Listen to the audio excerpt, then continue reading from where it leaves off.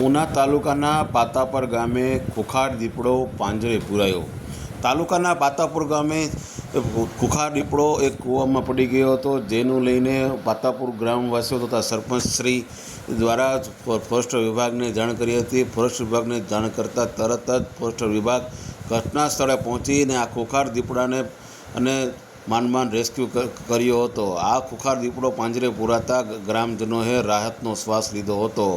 જ્યારે ઉના તાલુકાના દરેક સમાચાર તથા શહેરના સમાચાર તથા ગ્રામ્ય વિસ્તારના સમાચાર જોવા માટે ઉના ન્યૂઝ ચેનલને અમારી સબસ્ક્રાઈબ કરો. આપ ઇન્સ્ટાગ્રામ પર આ વિડીયો જોતા હોય તો ઇન્સ્ટાગ્રામ ફોલો કરો. દરેક સમાચાર આપના સુધી.